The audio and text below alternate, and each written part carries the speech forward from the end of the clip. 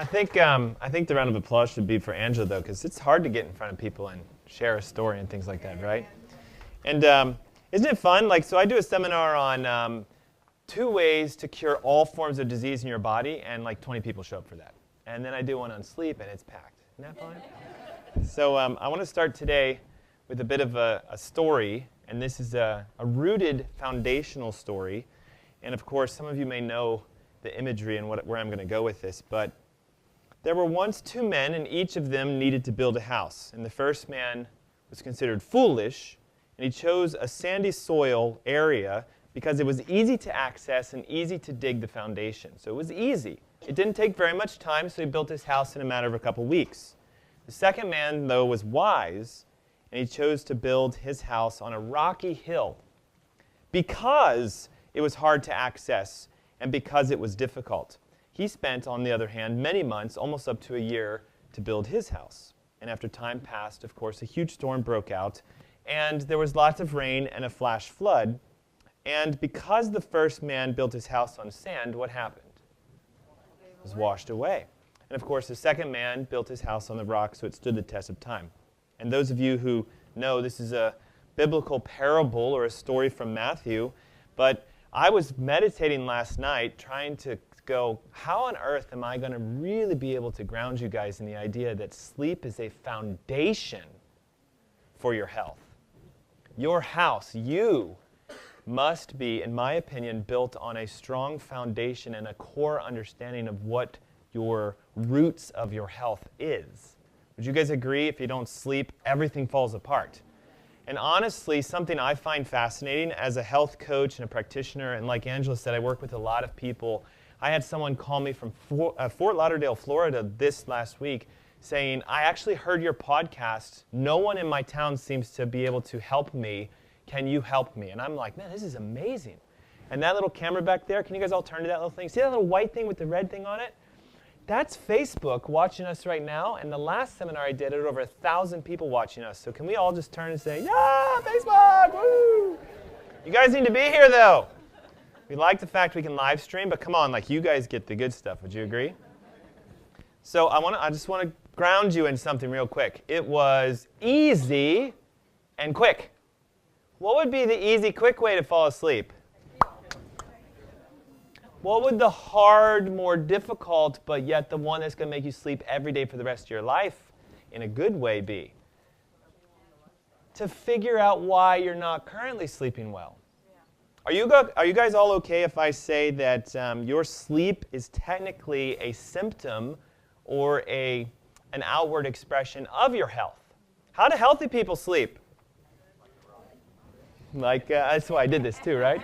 They sleep like a rock, don't they? And we tend to slide all around. And we move all over the place, don't we? Oh, this hurts and that hurts.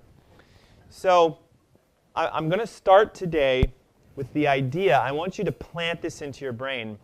Yes, we're here to talk about how to sleep, and I've got some cool little tricks and techniques. I know that was hard, right? Tricks and techniques you can do to get you to sleep better. One of these things I'm going to show you, believe it or not, and actually have the science to back this up. If you do this one technique, within one day, all of your sleep hormones reset. Your entire sleep pathway resets within just one day of doing this one technique. And so that's kind of cool, isn't it? Yes. And so the thing is, a lot of us, though, I don't really truly believe, though, that a lack of sleep is a big deal. You know, it's just no big deal. I'll make up for it the next day or something like that. So I'm going to ask you to reprogram your brain into the idea that sleep is a core foundation.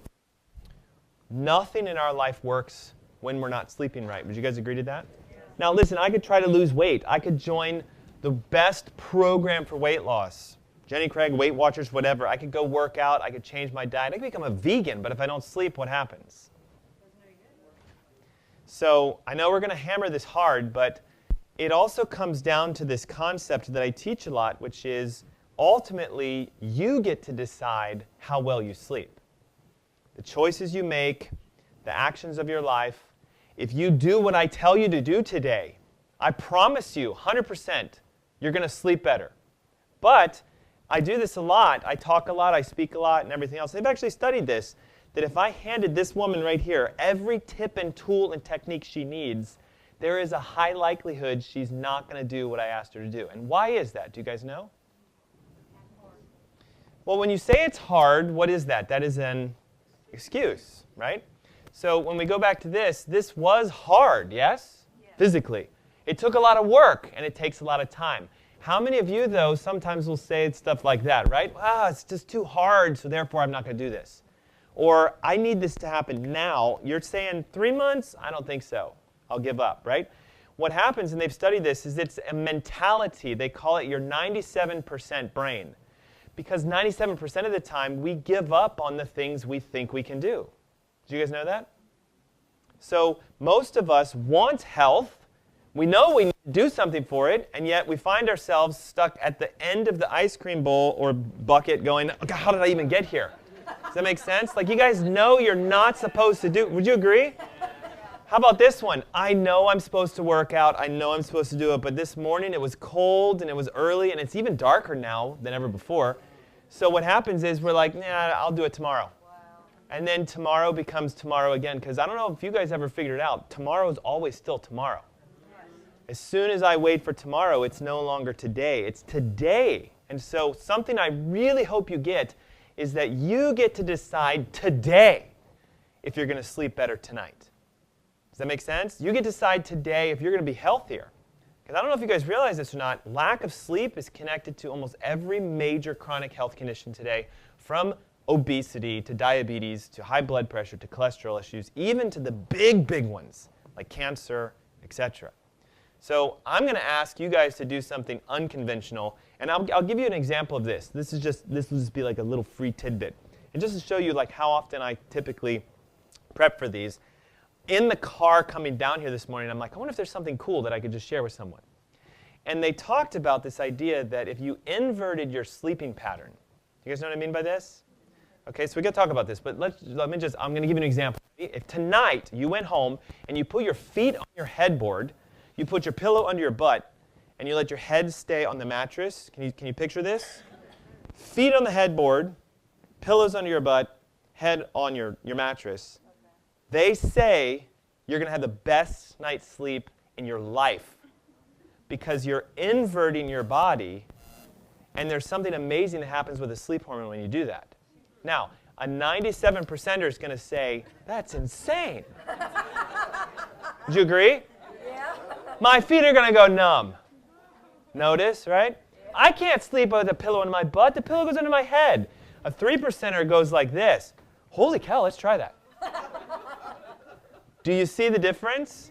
So ultimately, no matter what I say, it's your decision if you go, you know what, that's different, I'll try it. And the only reason that success comes out of this is I promise you I will not share something that's not backed by science, I haven't personally tested, or haven't seen happen in my clinic when someone comes to me saying, I want to get well. Is that fair? Are you guys okay with that? And sometimes, trust me, those of you who have been to an event before, I'll say something and you're going to go like, seriously, did he just say do that? It happens, but it's okay, because if you can just sort of crack your mind open, I promise you. And I've seen it work thousands and thousands and thousands of times in people I work with, but also in my personal life. You know, I wasn't just some, silver spoon child born with perfect health. I haven't been like this my whole life. In fact, I was probably what I would consider to be one of the sickest kids on this planet. I was in hospitals and doctor's offices more than I can remember going to any other childlike activity. In fact, I lived so much in a hospital with health issues. What do you think I wanted to be when I grew up? I wanted to be a doctor. And I love the fact that I thought I could fix myself, because I know God gave me something unique. It's this kind of like, it's this passionate drive. As soon as I find something out that I think is going to help someone, man, I love sharing it, and I love doing it myself. You guys can even ask my wife with this. We experiment on ourselves for things that will help other people to get healthy, because I know no one else is doing this. Right. The reason that I'm spending my entire day today, when I say entire day, I'm here until probably about 1 o'clock or 2 o'clock, and I go straight down to the radio station until about 3 or 4 o'clock, and then actually I have another place I'm speaking at tonight. And I love the fact that I get to do that, and yet I'm away from my family, my wife and my kids, but I know that there's a purpose for me to be here today for you guys. Does that make sense?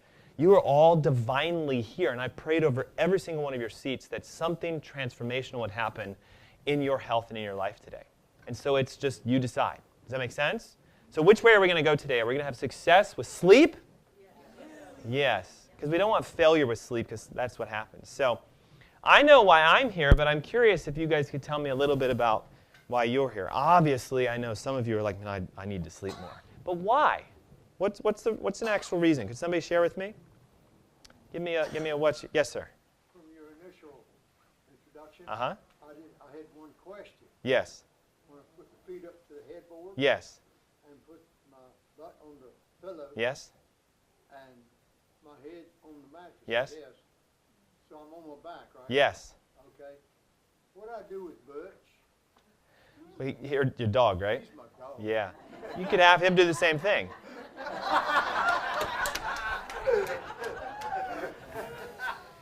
And listen, Rufus and I have been working together for a long time. This man is a transformational, inspirational. When you want to talk a 3%er, I actually classify him as a 1%er. Could you hear it? Because he's also already thinking about someone else. You guys get it? Not just about himself, right? But why are you guys here out of curiosity? I mean, obviously, I know you want to lose sleep. Or not lose sleep. You want to get your sleep back, right? I want to be able to function with clarity. Clarity and function. Anybody else? Would someone like to have, like, clear function? And I think that might be like a mental function and stuff like that, right? Like really being sharp. Because we know if you lose sleep, you tend to be a little forgetful or anything like that. Memory, I could see that. Hormones, I heard, right? Yeah? Pain? Is that what I heard? Okay. Yeah, obviously, I've never known anybody that wants more pain in their life. Typically, it's always we want to get rid of our pain. Little fun fact, what do you think the number one reason why most of us don't sleep very well is? Not because we're in pain.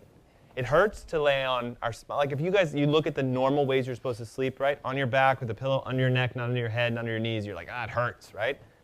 So lack of pain. Anything else? Deeper sleep, right? Well, that's part of we want to sleep better, so we can do that, yeah. Is there anybody here that would like to get off a medication or lose weight or something like that? Hey, real fun fact, did you guys know this? If you sleep well, how much do you lose per night? Anybody know? 1 pound a night, right? Yeah. Oh, right? So let's do the math. In 1 month, you could lose. Now hold on. Ready? Let's do a test. 30 pounds. I was thinking about a 97%er, and I wrote that. Okay? You could lose 30 pounds in a month if you had the 30 pounds to lose, right? So a 97%er might say something in their brain like what? 30 pounds in a month, that's crazy. But why is it crazy?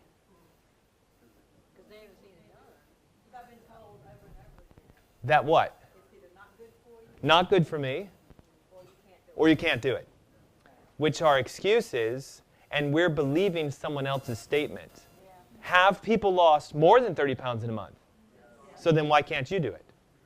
Maybe they figured out how to get their health on track again, and their body took care of itself. Are you guys all okay if I say to you that we are an amazingly created being? We have this sort of supernatural, sort of awe-inspiring power inside of us that, believe it or not, medicine hasn't even been able to figure out yet. We know that if you break a bone, somehow, in 6 to 8 weeks, regardless of if you went to a doctor or not, that bone grows itself back together again. Isn't that amazing? We know that your heart literally pumps thousands of gallons of blood through it every single day, and we have never been able to make a pump that can do that without failing in a short period of time. So I'm a believer, and I believe that God gave all of you the ability to heal yourselves. But we have to figure out why then are so many of us so sick. Does that make sense? So I want all of this for you. And I got a lot of emails. I want this. I want to get off medications. I want to figure out why I keep getting up at night to go to the bathroom, etc. Right? So I'm going to do that for you guys. But the big thing for me is I want to share with you a little bit about why I do what I do as well. Why am I here? I'm here technically because of this little angel, my wife, and this guy who just came around about a year ago. Because for years we tried to have children, my wife and I, and we weren't able to. And what we found out is it was a core foundation with both of our healths that was preventing that from happening. And in fact, something that I do share sometimes our story and things like that, one of my wife's first symptoms that she was going downhill fast with her health was that she started sleeping in an abnormal pattern. Can I describe to you what that looks like? She would be up all night, and she would sleep during the day. And when she would try to go to sleep, she couldn't because her body was basically off kilter, malfunctioning. Very first symptom. But we didn't think anything of it because most of us would just say, well, it's just, like it's part of life, isn't it? And then, lo and behold, we found out then she started sleeping all the time to the point where she wouldn't get out of bed. And sometimes it would almost be like she was listless and almost dead.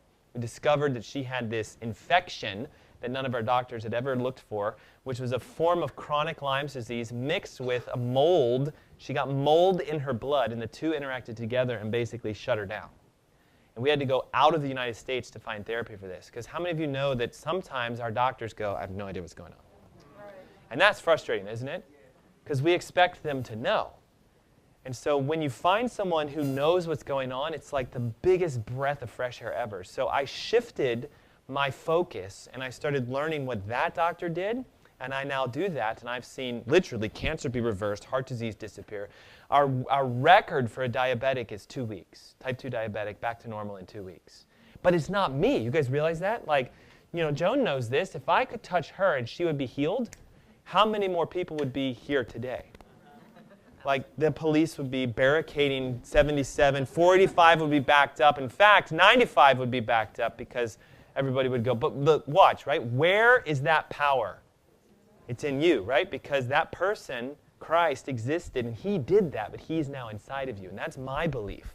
I believe if you can get your health out of you, then you will heal from anything you have going on. There are interferences, though. And watch, can sleep interfere with your ability to heal? So if this is not being addressed, you can't heal. And again, the medical approach to fixing sleep is, take this, which is the sinking sand analogy, right? So what I want to show you today, if I could sort of preview what we're going to do, is we're going to really dive into how do we fix this, but also the 3 other core foundations. There are 3 other things I need to talk to you guys about, because if those are also off, if those foundations are messed up, no matter what you do to try to sleep, you can't. Has anybody ever experienced that? You're like, well, I heard, I'll give you an example. I heard if you go vegan, all of a sudden you start sleeping better. Anybody ever heard that? Okay, if you juice raw juices and drink vegetable juices, or if you eat a lot of turkey, you're supposed to fall asleep, right? Thanksgiving's coming up. So we go and we try those things, right? You go online and it says, take 5-HTP and melatonin and tryptophan, and that cocktail will knock you out. And so you get all excited thinking you're going to sleep, and you buy them and you take them because they're natural, and what happens? Sometimes it doesn't work. Why? That would tell me these guys are messed up. So I want to give you the hard rock foundations, not just of sleep, but watch this, of your health. Because when you're healthy, what do you have? Clear function, memory, hormones are balanced. How much pain do you have when you're healthy? And what do we do when we sleep? We lose weight, right? So hopefully I've got you guys all jazzed up. And that's usually, I come at these events going one main thing, man, I got to keep these people awake. But today, it's a little different, isn't it? Listen, I would be totally fine if Tom, halfway through this, he's like, because if he did some of the things I taught today, then I know it works. Does that make sense? So, let's have fun. I want you guys to be engaged, but listen, it is a serious topic. Would you agree? Yes. All right, ready? Which one are you? The left one. Rainbow showed up. You know what's odd, though? Most of us are both. Would you agree? But this is usually, well, it depends, doesn't it? Sometimes this will drive you nuts. Now, I have a 1-year-old, and so guess what? I went through a year of both of this, and so it's misery, isn't it? I think, honestly, sometimes the reason why the divorce rate is so high is once you have kids, none of the parents are sleeping, and you're like, I can't do this anymore. So, I want to sleep, but my brain won't shut up. We're going to talk about exactly why that happens. How many of you would like to turn that off tonight? Great. You're going to be able to do it, right? The second one is this. How many of you have ever noticed it's always the same time, too, right? And I'm going to be brutally honest with you. It's going to blow your mind when you see why. I have the exact why you wake up at the exact hour you wake up. And if you're okay with this, it is your body trying to talk to you to tell you to fix something. And you're going to learn what it is you need to fix today. I guarantee you that. One of them is going to be really difficult. It's a hard foundation. But are you guys up for the challenge? Yes. Because we're 3%ers, right? That was about half the room, so I'm okay with that. We'll get there. Would you agree? Most animals have no problems falling asleep. That's good. I've never met an owner of a dog or a cat who says, man, that thing never goes to sleep. But I have met people who say I can't sleep. And it's interesting, the National Sleep Foundation says we actually are the only ones who willingly don't sleep. We will stay up even though we're tired, or we'll say, I got to stay up tonight. I have to do this, I have to do this. And what's interesting is they've actually discovered that when animals get sick, what's the first thing they do? What's that? Eat grass. Well, it depends on the kind of animal. She said eat grass, but it depends on the kind of animal, right? But mostly what they do is they sleep. And isn't it funny, when you get sick, what do you usually have as a symptom associated with it? I'm tired and I need to sleep. So notice the universal sort of communication, God's power in you saying, if you're unhealthy, you need to sleep. Yet most of us go, I don't want to sleep or I can't sleep. Does that make sense? So we need to get that fixed. And when we came into this world, we were professional sleepers, weren't we? Now, I read this book. Has anybody read a book? It's called Conversations with God by Neil Donald Walsh. Anybody ever read this? What's fascinating is he says that it's a book about how he was conversing with God. No matter if it's true or not, it's a very, very unique concept. He asked God, he said, hey, why do babies sleep all the time? And the answer was, because my limitless spirit that I gave you has a hard time staying in a limited body when I first introduced the spirit into man. And so it has to come out. It has to be expressed because it's able to do everything. You have the power inside of you to do whatever you want in your life. And that comes from your energetic spirit that God gave you. So the moment it gets into this child, it has a hard time adapting to such a small frame and being on this planet, according to the book. So the idea of why we sleep so much when we're young is because our spirit is literally like, I got to get out of this thing. Now, as we get older, we tend to sort of forget this sort of stuff, and we don't really focus on the fact that when we sleep is when we heal, repair, dream, when a lot of our inspiration, motivation, and desires for new things come to us, because God talks to us when we sleep. And you're going to see that something happens at a specific hour when you're not listening to what God is saying to you. Hint, hint, as to why we wake up at an hour. But we know that sleep is for resetting. Did you guys know they actually did a study on this and found out that when you sleep at night, every system inside of you shuts off except your brain is more active than when you're awake. So we used to think our brain was the most active when we were awake because we're using it, we're thinking about it, but they're actually like, no, it's more active when you go to sleep. It acts like a scanner. It goes through the body, and you're going to see exactly how, where it goes and when it goes, and if it gets stuck fixing something, that's why we often wake up. So it repairs and it restores and replenishes, it regenerates. Sleep is a form of rejuvenation. So they've discovered this. If you have, say, for example, like an injury, and you sleep, the injury heals faster than if you didn't sleep. Does that make sense? So this is the total number of hours that we are estimated to sleep in our lifetime. 230,000 hours. And I'd like to say that most of us are doing this inefficiently, and we're not getting 230,000 hours of rejuvenation and restoration. Technically, if you sleep well, you would lose the weight you gained during the day. You would reset your pressure, reset your sugars, reset your hormones. Everything would return to the fresh you from the day before. Does that make sense? So just like cancer starts with one cell and becomes 2 and 4 and 8 and 16 and 32 and 3 million, if you lose sleep, you lose the ability for the regeneration to take place. And so they find out we age faster, we're more likely to have cancer, heart disease, diabetes, etc. And it's weird because, all of us get this concept, but most of us aren't focusing on what can I do to fix that. Does that make sense? So here's what I'd like to show you. I think that I'd like to just sort of reprogram you into something. Most people, when I ask them, hey, what would you do on your own to get healthy or to fix your life or to change it, will usually say to me, I will change the way that I eat, right? And I'll change my exercise. If I could eat better and work out more, then I would have a better life, a better health, a better sleep, and everything else. Do you guys agree?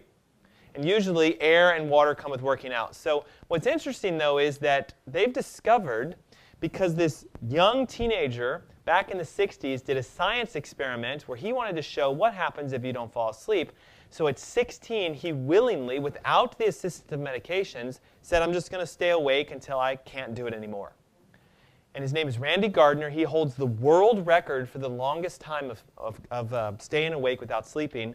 And interestingly, at day 11, basically, he went into a coma.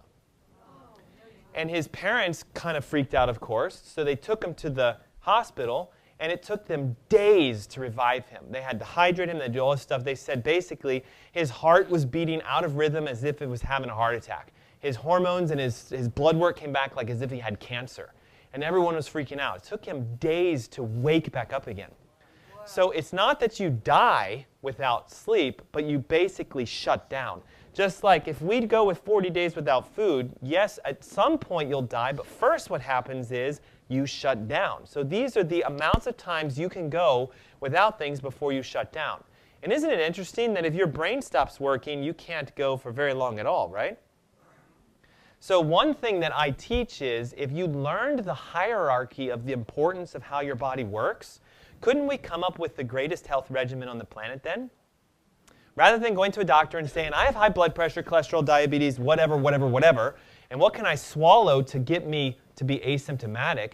What if we said, well, listen, let's fix the way your brain's talking to your body, get more air and water into you, get you sleeping better, and change your food. And if we do it in that order, what will happen? You will instantly heal by yourself. It's almost like it's the secret of life, because that's technically how you were created. And isn't it crazy? We all know we should drink water, but what do we do instead? We go, well, there's water in my coffee. There's water in that tea I drank. There's water in the soda, right? It says water. So it's really, really quite simple. Like, honestly and truly, I guarantee you, if you sat down and you just thought about it, all of you would know how to get your health fixed. But it's the decision, for whatever reason, that we go, I'm not going to do it right now. And that's what I hope you can fix today. So what does science say? All right, watch. If you have high blood pressure, often we're told the cause of it is what? Eating too much salt, our diet, or we're getting older. What's the big one, right? Well, everybody in your family has it, so. Okay, but did you know that sometimes elevated blood pressure is simply just you're not sleeping? Because again, your body's supposed to sort of reset. You guys know today, like a computer, right? If you don't actually restart the computer every so often, doesn't it eventually just get to the point where you're like, nothing's working, I can't type anything, the email I sent came back to me, right? Because they freeze up. So just like a computer has to be rebooted, technically so do you. And we reboot when we sleep. Often we get that. We're not clear. We have a hard time remembering things, etc. But again, what I want you to focus on is the sleep is the side effect, so it's like a catch-22. Something's going on with our life, therefore we can't sleep, therefore we can't be healthy. Make sense? So we got to go all the way back to, well, what's going on in my life? They've discovered that sugars can become elevated, we tend to start to gain weight, and then what we do is we start to kind of stimulate, because that's the easy way, right? If I just could have 2 cups of coffee, I'd have lots of energy today. So you can actually fix all of this very, very fast. So here's where I want you to guys, some of you are already taking notes, and the front row has almost the full page filled. Anybody else? So again, like really, let's dive deep into this, right? Sleep is an indicator of your health. And this is what I really want to drive home today. If you're not sleeping well, it's actually a sign that there's something going on with your health. So if it's interrupted, we have something going on where you're not repairing yourself the way you should be. We also know that if you don't get enough sleep, look at this. This one shocks me. 550% more likely to get a virus if you're exposed to it. Meaning, if I have the flu and I sneeze on you, and you've been sleeping less than 7 hours, 550% more likelihood that virus is going to go through your body, and then you can't make enough antibodies to actually go fight it. So what do we get? We get sick more often. And they've discovered that your body treats lack of sleep as if you have an infection. So what they now know is this. If you're sleeping less than 7 hours as an adult, you have these markers on your blood that start elevating. And if they get really high, then we start seeing things like cancer, heart disease, diabetes, etc. That's kind of scary, isn't it? To think that maybe all the issues going on with my health is because of my underlying foundations are broken, therefore I can't sleep. And it's real simple to fix. Most of us know we're supposed to sleep at least 7 to 8 hours as an adult, hopefully, yes? But the challenge is staying asleep throughout the night, right? And then, of course, like the younger you are, the more you sleep, right? So I have one that's in this range, and that's about how many hours he sleeps throughout the day. And it's because I implore some of the techniques even for him. So he has never really had a sleeping issue outside of the first 3 or 4 weeks. For whatever reason, I forgot to implement his sleeping regimen with him the first 3 or 4 weeks. I think it's because he was a newborn, my routines were broken, and then it's like as soon as I had this epiphany, I'm like, oh my God, I haven't done any of this stuff with him. Started sleeping through the night. It's amazing. Even I forget to do some things sometimes, yes? Sleeping pills are a big deal, partly because what they do is they don't just make you sleep, but they actually shut off everything else in your body. Do you know they found out that if you take a sleeping pill, your likelihood to make a good decision actually goes down significantly, to the point where you actually start thinking about killing yourself or other people. Now, did you know Michael Jackson was, famous for not sleeping very much? The guy basically said, well, if I could somehow figure out how not to sleep, I can get a lot of stuff done. But then what happened was he had a lot of pain in his body, so he started taking pain pills. And then when his doctors were like, listen, man, you've got to sleep. Oh, I can't sleep. Well, and it was the combination of the two that knocked him out. Same thing with a lot of actors. They have a difficulty time focusing, paying attention. They start taking medications, and we lose a lot of them. Now, this is something fun just because of the statistic, and it's kind of a shock, right? Did you know that if you have a child and you take your child to the pediatrician and you accidentally say something like, my kids are having a hard time sleeping, 33% of the time the doctors will say, oh, I have an easy fix for you. Does anybody know what it is? For kids. Why? Because the side effect is drowsiness. This is the common sleeping medication given to kids or recommended to kids. And the problem becomes when we decrease these histamines in an early state, we set ourselves up for major digestive problems, which then leads to other issues in the end. So notice it's always this short, quick, easy fix, the sandy foundation, your life falls apart. So what I want to teach is this. If we go the route of short and easy and quick, there's always the consequence and the price to pay, correct? I don't know if any of you are using a sleeping pill. If you are, I hope tonight you go, all right, I'm done with that. I'm going to do this instead, and I'm going to show you what to do. Partly because there's technically 203 side effects that I found when looking at sleeping medications. Some of them are a little crazy. Like I don't know that I'd want to have more anxiety or be throwing up or nauseous, nor would I want to have things like more back pain or urinary issues or dry mouth, etc. What's interesting is when you go all the way to the end of this list, I found that a lot of times the very thing you're trying to fix is a side effect of some of the sleeping pills that we take, isn't it? Now, did you know this? The acid reflux medications, like the purple pills, the Nexiums, all that stuff, the number one side effect of them is further acid reflux.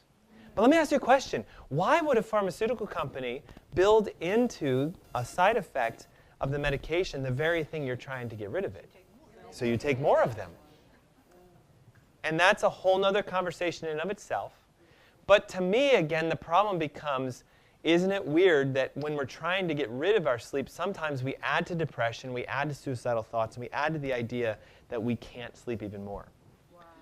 And so this is part of the, I'll call it pharmakia. It's sort of the dark side of medicine because in my opinion, if you guys would look at me just for a second instead of this slide, the way God designed you to be is filled with light and to be filled with inspiration and hope and sort of this zest and desire for life. But what the enemy wants is darkness and despair and all of this. And one of the quickest and easiest ways for us to get to that is to plant into our brain the idea that you can't do this by yourself, or that you weren't born with the power to heal by yourself. This happens a lot today, especially when kids are born, right? What's the first thing we tell a mom when a kid is born? This child is weak. Their immune system is undeveloped. We need to boost it and make it better than it is by... And you need to bring them to this doctor every week or 2 or 3 or month or whatever for us to check their wellness and continue to pump stuff into them because they're weak. And yet the opposite is what the truth is. Wow. My children are unvaccinated. I've never taken them to a pediatrician, and they have never had a cough, a cold, a sniffle, flu, an earache, or anything else, because I believe that your bodies are designed to take care of themselves. If you want yourself to get back to that state, it's very easy. Remove what is interfering with your ability to heal, which are these things that I'm going to talk about in a moment, and what will instantly start happening? Because when children sleep is when they heal. Some of us need to go back to our childlike sleep states. Childlike sleep states. So here we go. You guys ready to have some fun? Yes. All right. Why can't I fall asleep? It has to do with the hormone and the intimate relationship between the hormone melatonin and the hormone cortisol. So if I say the hormone melatonin, are you guys okay with me saying most people think that is the sleep hormone, right? Melatonin production is supposed to make you fall asleep.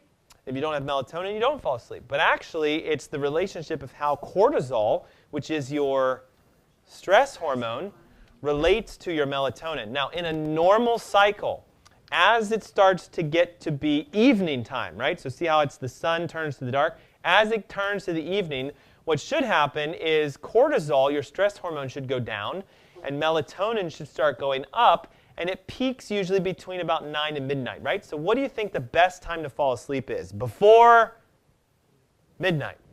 Somewhere before midnight.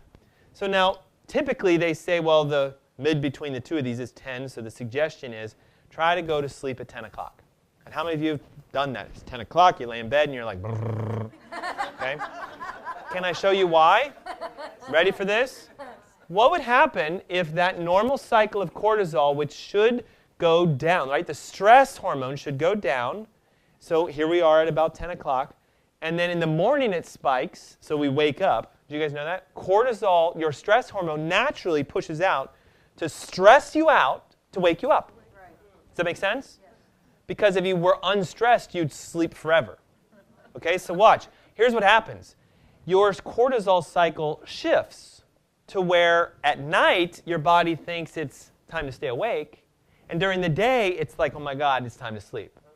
Because most people that I work with that tell me I can't seem to fall asleep at night are like, but 3 o'clock in the afternoon, I could fall right asleep.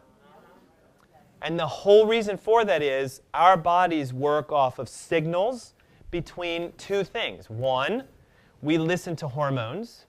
Would you agree? And two, we listen to nerve impulse. If you don't believe me, damage a nerve and tell me that you definitely don't realize that there's communication going through that nerve. Would you agree? Most of the time when you damage a nerve, it's all nothing but weird communications. Things twitch, stuff doesn't work, things don't move, or it hurts a lot, right? So hormones tell our body what to do, and our nerves tell our body what to do. So if I shift my hormones, do you see how, well, technically, it's working right, but it's on an opposite pattern. So the ultimate question for me that I think I need to help you is, why would we have a shifted cortisol pattern then? What would cause us to have that shift take place so that we're awake during the day and we're not at night? It is partly because of the fact that we are doing this to ourselves. Okay? Now, watch this. Take a picture of this slide because this is the bulk of what we're going to be talking about from here until the end. We now know that human beings are actually a version of an electrical chemical generator. Would you guys agree with me? We have power inside of us. They can actually have you hold a voltmeter left and right sides and see current run through us. It's very low though, but it's present. Now, all of us are holding a device, taking a picture of this screen, and what they're now learning is the device is actually interfering with our electricity. So much so that they give off positive energy. And we are an absorber of energy. Our body has the ability to retain energy. And one thing they've learned is that the more you use electronics, and the more electronics that are around you, the more your shift takes place in your cortisol. And if you guys had to answer a question real quick, do we have more electronics today than we did 10 years ago? 20 years ago? I mean, 30 years ago, some of these things weren't even around at all. And if you look at how much people complain about sleep, it's more now than ever before. Right. And what's unique about it is our bodies desire to have a negative electrical charge. Okay? Negative. This is what we're designed to have. Electrons. We should be electron rich, full of negative energy, not mental negative energy, but or electronic negative energy. And what these guys give off is they give off a form of positive electronic energy. So the more you use electronics throughout the day, the more you absorb their electrical source, and the more it shifts your cycle. Now, it's going to be hard for me to say, just throw them all out the door and you'll sleep like a baby, right? Because a lot of us need them. But I'll show you a little trick so you don't have to get sucked into that. Secondly, if you ever use it while it's plugged in, the effect is 10 times worse. So if I'm on my laptop and it's plugged in and I'm using my laptop, especially if the laptop is on your lap, you are basically plugging yourself into the wall, and the wall is sending you all this positive electronic energy, and your bodies are going, we have no idea. Like, we literally have no idea what to do with it because we weren't designed to have it. Does that make sense? Go back to the biblical eras. We would wake up where? Outside. We probably slept on a rock. Or we were in a cave or something to that effect. Does that make sense? So the first reason why is we are absorbing electrical energy, and you've got to learn how to get rid of it. Does that make sense? So I'm going to teach you how to get rid of it, because unfortunately, this is one that's really hard for us to just say, well, then I'll get rid of all my electronics. Some people do that, though, right? They move out into the cabin in the mountains, and they're like, I'm done with everything. And that's usually at the end when they're like, I'm about to die from being so sick. I'm just going to have this great life for my last couple months. And you know what they often find? They get well. They get better. The second thing is something called junk light. Now, would you all agree? You know what junk food is, right? Give me an example of a junk food. Doritos. I heard all of it, right? But did you know that there's a junk form of light? And the reason we call food junk food is because we took an original food source, we took all the fat out, we put all this extra chemicals and carbohydrates and stuff into it, because when you take fat out of a food, it tastes terrible, doesn't it? So we put all this extra stuff in, we made it a man-made food, so boom. Now, would you agree with me that the government is trying to get rid of all of the old light bulbs as of late? Does anybody notice that? Yes. Why is that? They're saying to you, they're saying that it's more efficient, and it is. But again, I don't want this to be a conspiracy meeting. I believe it's because there are certain people that know, wait a second, if I push a lot of a fake light on people, they're going to get sick. And they've studied this, okay? So the lights that have more blue in them, they actually destroy the melatonin. They've done studies on this. They've actually shown blue light in people's eyes and just melatonin goes to zero. Wow. Goes to zero. Now, here's the crazy thing about melatonin. It's not just a sleep hormone. Are you guys okay with that? Here's where it gets scary. Melatonin regulates your estrogen and progesterone and testosterone. So if you don't have enough melatonin, you can't convert the toxic estrogens back into the healthy estrogens. And so as toxic estrogen climbs, we get cancer. Or we get other issues. Same thing with testosterone. Melatonin also is an anti-cancer hormone. Why? It makes you sleep, and when you sleep, you regenerate, and you actually kill cancer cells more at night than you do during the day. So if we could somehow shut off melatonin in people, but wrap it in this wrapper of you're saving the environment, right? Less human beings, cleaner environment, that's a lot like, whoops, getting into the darkness, okay? Less people, more earth, right? Wow. Our gut is intimately connected to it. They've discovered actually that half of your melatonin production takes place right here. So if your bowels aren't working properly, you can't even make it in the first place. And then if you're toxic and we have adrenal stress, we're squirting out even more cortisol. So do you see how it's all intimately connected, right? Now, how many of you are already sitting here, because I see you all, like half of you are going like this. You're like, oh my God, this is too hard. I want to quit. Right? I mean, it happens. It feels overwhelming at times. But trust me, it's really so simple, because when you fix one thing, they all just cascade and they fix themselves. And then, of course, if our nerves are imbalanced, here's something you guys should write down. This is, in my opinion, going to become something in the next 5 to 10 years, is going to be a foundation for people to heal. It is studied left and right in science, but no one is talking about it. Do you guys, has anybody ever heard of vagal nerve compression? A few of you? Vagal nerve compression, if you have it, will give you everything you could ever dream of as far as sickness and disease. Vagal nerve compression causes headaches, neck pain, back pain, thyroid conditions, diabetes, heart disease, MS, cancer, Parkinson's, Alzheimer's. They scientifically have connected vagal nerve damage to everything that could ever go wrong with you. And there's one test to test for vagal nerve damage, but most people don't ever do it because there are no drugs to give to fix vagal nerve damage. Don't we test for things because we are looking for a number to then prescribe you something to change a number? So that's the sinking sand analogy. The foundation is weak, okay?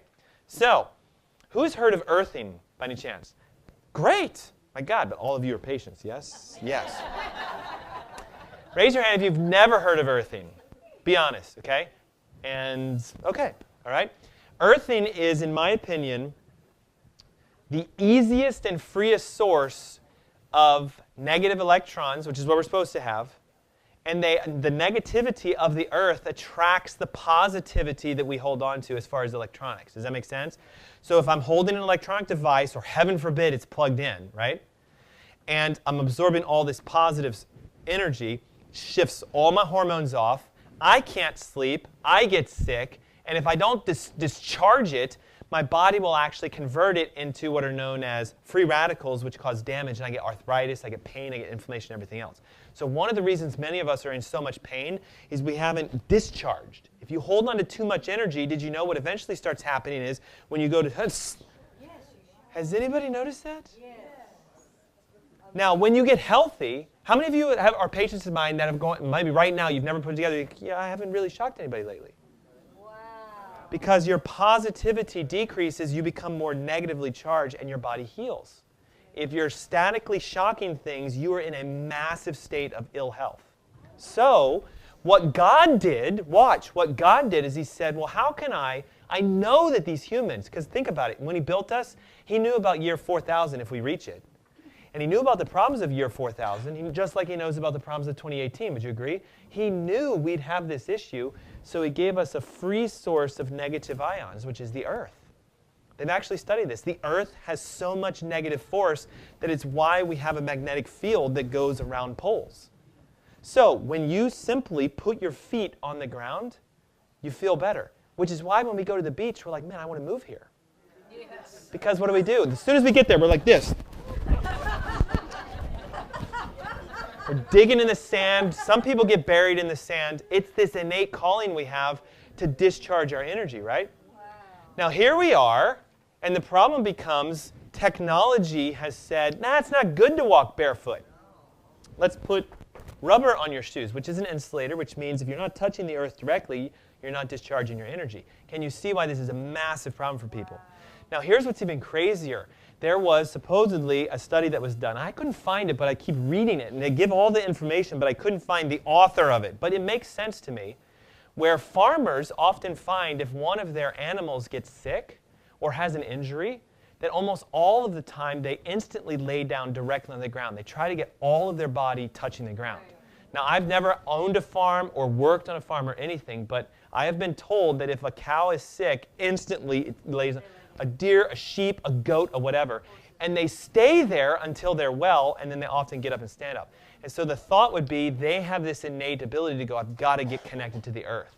Now, the problem becomes we're not doing this, so we hold all this positive energy and we get sick. Does that make sense? It's literally that easy. Now, here's the challenge. If I was to say to you, I want you to spend 4 hours every day with your feet on the ground outside, it's hard. But you could. A 97%er will say not possible. But if I could, I could care less about my job. It's my health. It's my life. So I'll quit everything. I'll move to the mountains. People do this, though, don't they? Okay, but I want to make it simple and easy for all of you. Did you realize that there is technology that fights technology? Do you guys know this?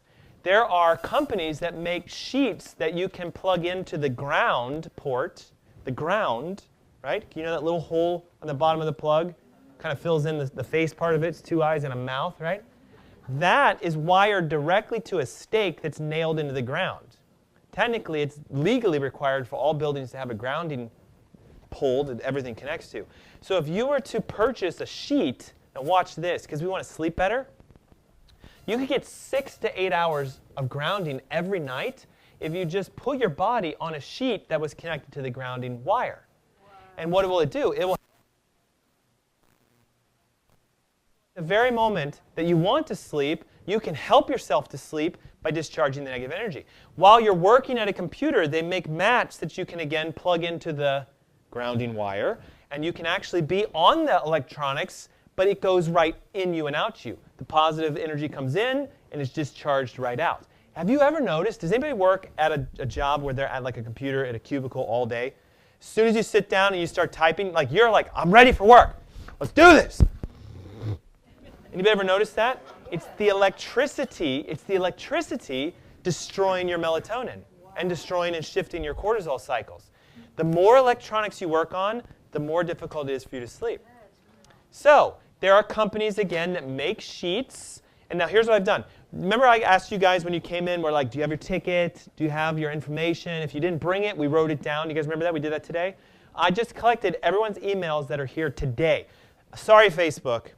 The only people that get the link on where to get this stuff from and get some sort of special offers are the ones that are here today. So I love that. Okay, so you guys are going to get an email. It should come out, I think, around 4 or 5 o'clock today that will take you directly to this place. And this is what I do. I have a fitted sheet. It wraps my entire mattress because when I go to bed at night, I want to be able to lay on the earth.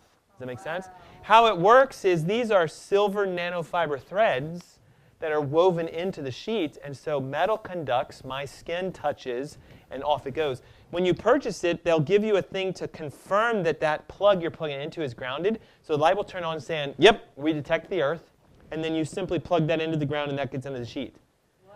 I bought this thing 4 years ago. It is one of the highest quality thread counts I've ever seen. I wash it every single week, multiple times, because it's the bottom sheet, and guess what?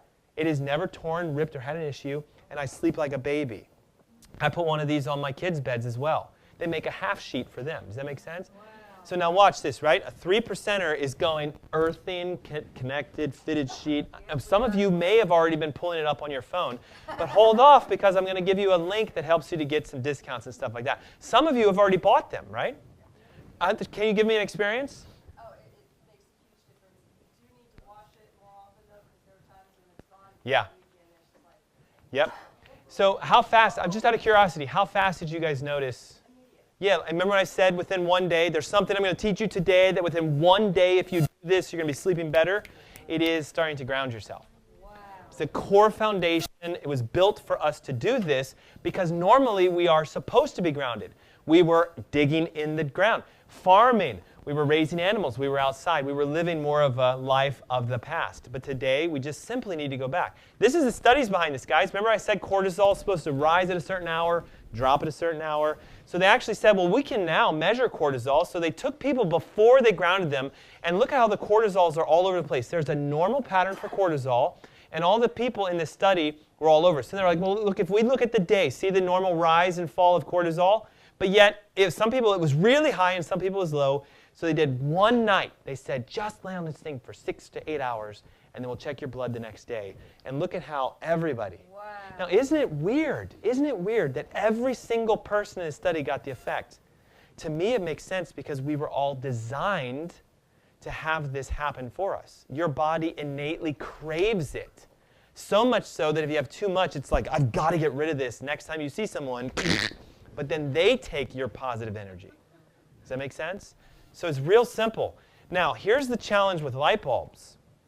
Okay? Most light bulbs used to sort of try to mimic sunlight. So this is sort of a wavelength test. Sunlight has almost an even distribution of all types of colors of light. Now, everybody look at me. I know this is like basic science. White light is actually red, orange, yellow, blue, green, indigo, violet, right? Okay? Red, orange, yellow, blue, green, indigo, violet. So we have this spectrum, so all colors are present in the light. Now, when we made an incandescent light, so Thomas Edison style, right? The bulbs that got hot and they lit up, there was very little blue but lots of red. The reason they get hot is red is heat. So the more red in a spectrum, the hotter it is. Now, the challenge with daylight is this thing moves throughout the day, right? In the morning, it's very high in blue because blue will wake you up. And at night when it sets, what color is the sky? Because red makes you go to sleep. Now watch. These new lights have what? Boom! All blue. Because it's bright, and they took all the red out. We manufactured this light bulb.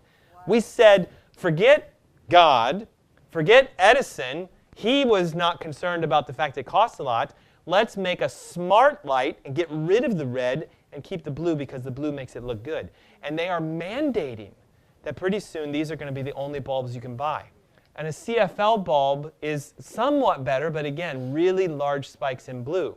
Okay? A halogen is about as close as you can get to this, but they still give off heat. So the challenge today is we're being bombarded with blue light. So something that you might want to consider is, as crazy as it sounds, is wearing a blue light lens when you are in the presence of junk light. Now, how do you know if you're in the presence of junk light?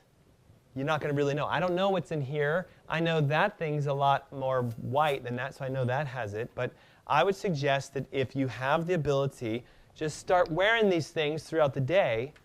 You're going to look like Bono, so you'll be really cool, right? And you guys will be fine. It helps. Now, remember, I also said that the color red makes you fall asleep. And this is where there's this online store that's very obscure. Really hard to find these things, okay? Like really, really hard. I had to search for weeks to find this. Amazon sells, it was a joke, Amazon sells something called laser safety glasses for $8. Notice they are red. When you put them on, what will you see? Red. They've actually discovered that if you wear these for about 30 minutes before you go to sleep, out like a light. Because red pushes the melatonin up. So we block the blue during the day, and especially at night when it's dark and you're turning on all your house lights. And then before you go to sleep, boom. Now, my wife said, maybe you shouldn't do this, but we consider our bedroom the red light district. But because all of the bulbs in my bedroom are also red. Because I really, really want to encourage melatonin production when I'm in that room.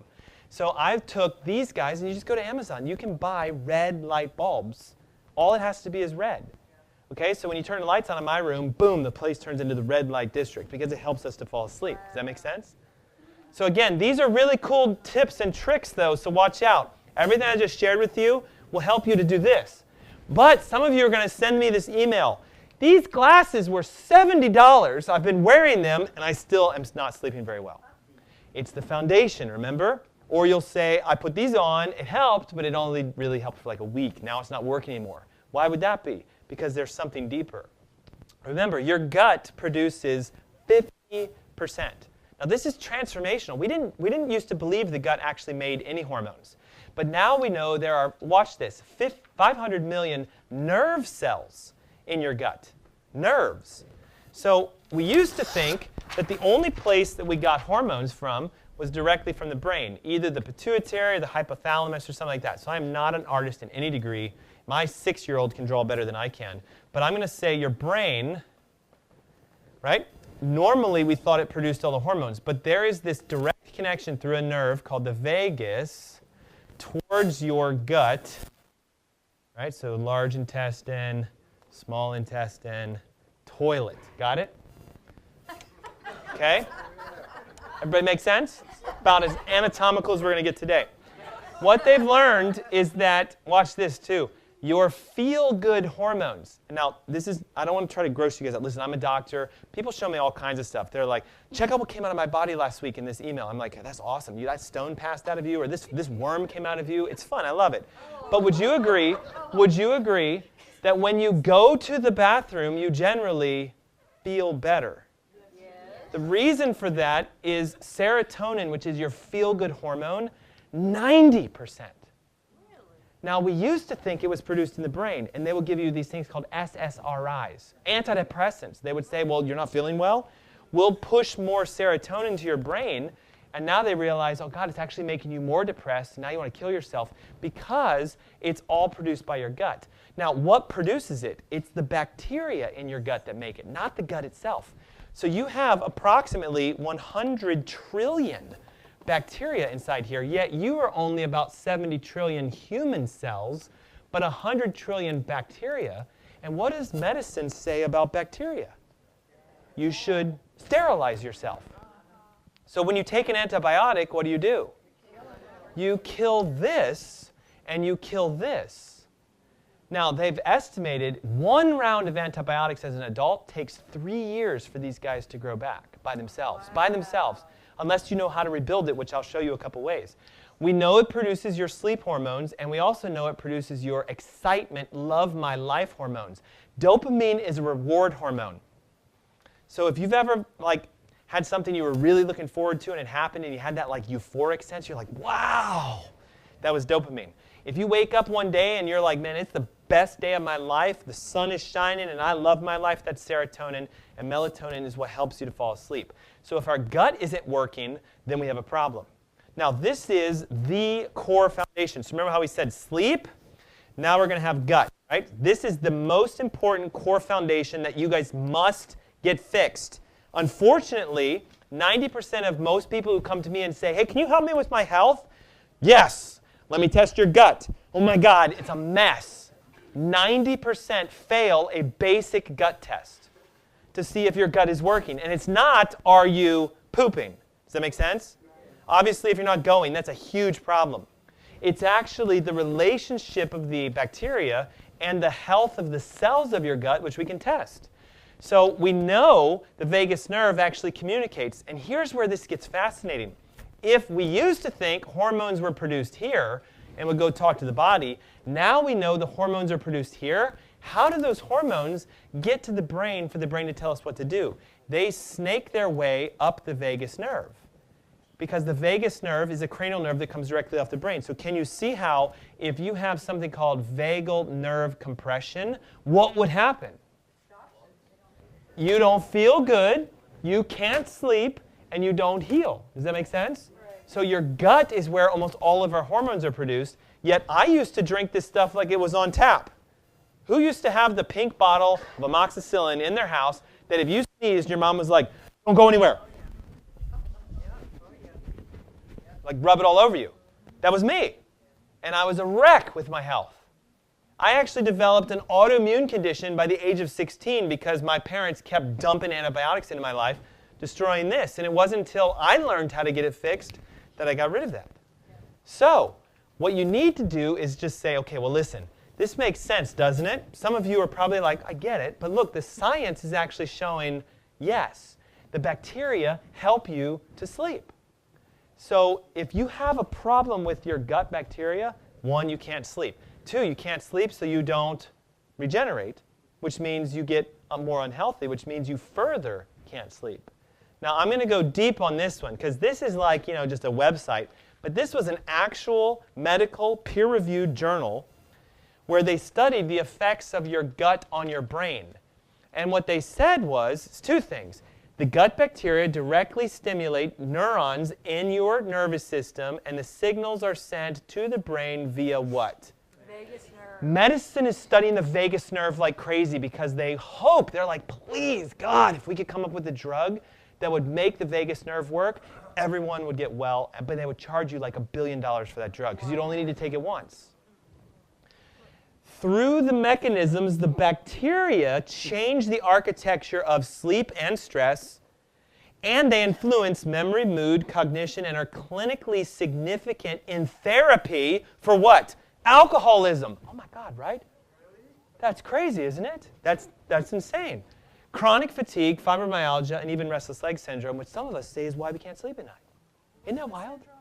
Restless leg syndrome, where your legs are like, we're going to talk about that. Do you guys see though? Like it's like, it's right here, right in front of you. So here's what happens. When we eat junk food, 1, right? So junk food, we damage the intestine. Would you agree with that? Okay? When we take medications, we damage the intestines, like antibiotics and also other things. Even an acid reflux pill damages it. They've discovered if you take an OTC, an over-the-counter acid reflux pill, it actually neutralizes the bacteria in your stomach, and then your gut goes, what's going on up there? And it has to then push itself up here to re-inoculate the stomach, and then you get acid reflux from that motion, and then you take another one and you block it. Does that make sense?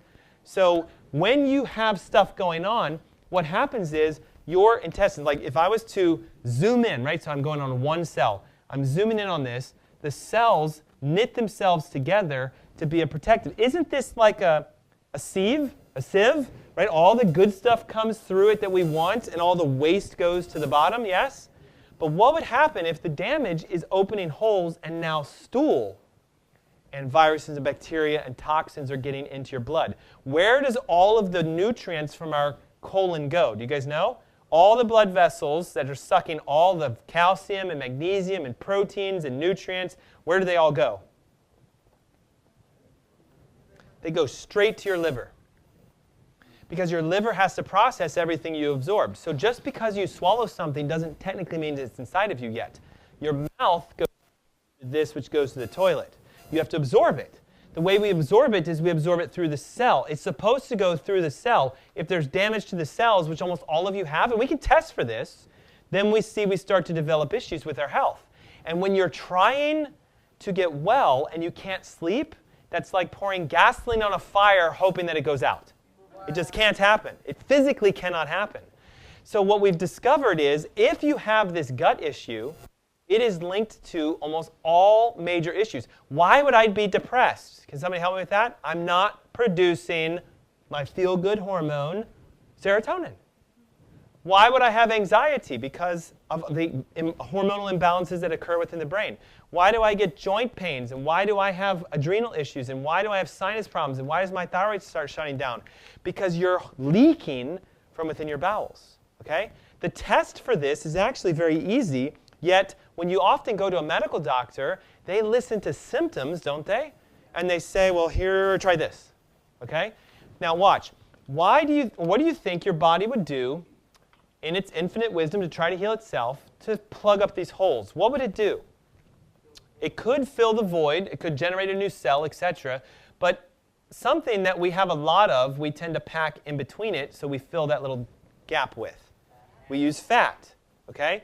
Your body uses fat because fat is easy to just throw into an area. It's quite resistant to water, isn't it? It repels. So if I line the gut with fat, I could fix temporarily a leaky gut. But then what you do is you go, I don't like all this fat here, and you force it off by working out. And your body says, you're crazy, I need this, so it puts it all back again. And then you go, well, I lost 10 pounds, but it came right back. It's actually trying to protect you. So if you want to lose weight and have it stay off you for the rest of your life, just get the fat out of here. So watch, I have a test in my office where I can have someone come in, we stand you on a scale, and instead of it measuring you based on gravity, it runs a current through your body to determine how much resistance is there. Fat conducts electricity different than water, different than muscle. So we can actually say, okay, when you come in, this was a patient of mine who came to one of my events. She said, I want you to help me with my health. She weighed 201 pounds when I met her, and I found out of the 201 pounds, 96 pounds fat. You should have seen the look on her face when I said, you have 100 pounds almost of fat on your body. She went, I only weigh 200 pounds, so I am 50% fat? Wow. Yeah, half your body is fat. But now, where is it? So that would make her obese. Would you guys understand? Actually, if you're more than 40% fat, you're obese by definition. But where is all of her fat? Left leg, left arm, right arm, stomach. If more than 50% of the fat of your total body is in your trunk, you have a leaky gut. Hers came back at 50% exactly. Wow. So I went to her. I'm like, listen, the diabetes that you came to me trying to fix is because of this and you're not sleeping. Well, of course I'm not sleeping. Make sense? Now, I started working with her and teaching her what I'm going to show you guys how to do. And what happened is she started losing weight like crazy. Coming in at 201 within 1 month, within 2 months, within 3 months, within 4 months, down to 172 pounds. 4 months. Wow. Now watch. We rerun the analysis and we say, you only have 66 pounds of fat now. Is that pretty outrageous? Now how many of you would jump for joy right now if I said to you, because it's true, she never went to the gym, and she didn't change her diet very much. The only thing she changed is when she eats her foods, not what she eats, but when she eats them. 29 pounds, now running, I believe it was 43%. So I get to say, guess what? You have fixed this, and then guess she's sleeping better, off her diabetic medications, all the above. I promise you, this is going to make you feel like you're a rock star when it works. It is the most misdiagnosed, underappreciated thing within healthcare today. And unfortunately, all medications make this worse. Now, if you're the person, though, that says, I can't stay asleep, the reason for that is because as your body's trying to sleep, so let's say once you do eventually fall asleep, you keep waking up at a certain hour, it is because it's getting stuck fixing something.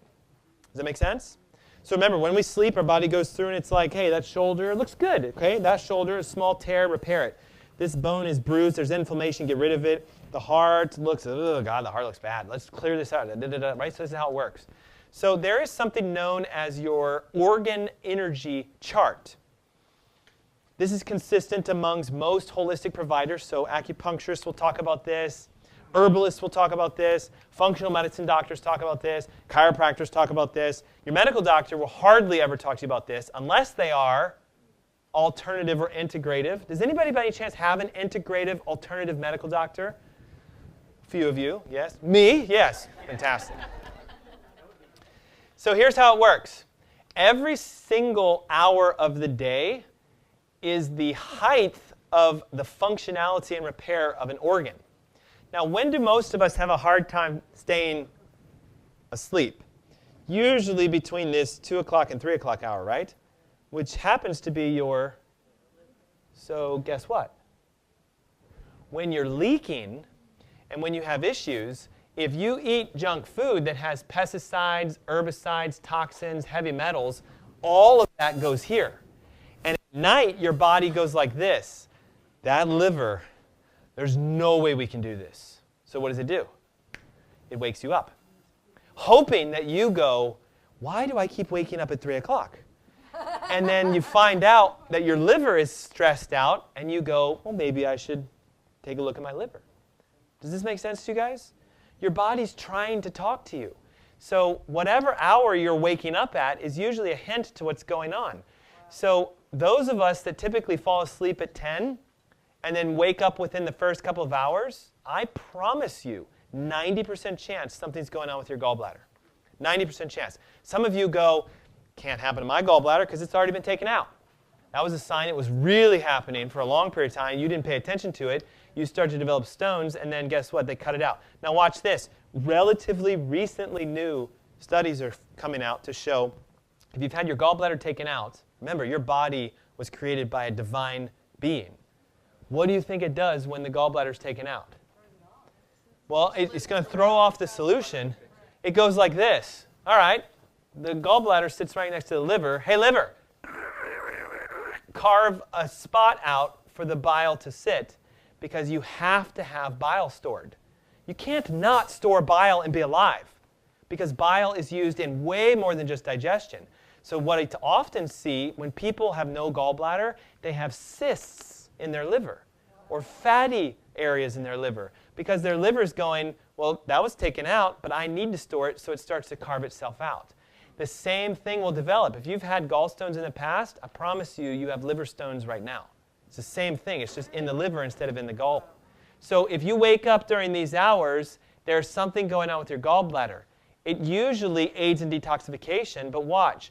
There are known things to where if you're dealing with resentment or anger, you often wake up during those hours of the night because these organs help you to process emotions.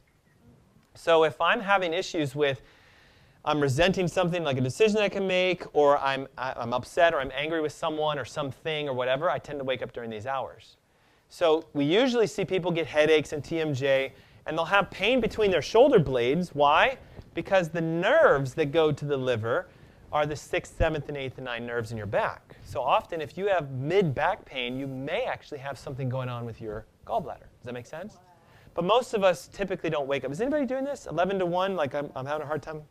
This is an uncommon one. This is the most common one, right as we shift into 3 o'clock. And the reason for it is your body's like, all right, I get 2 hours to clean this thing out.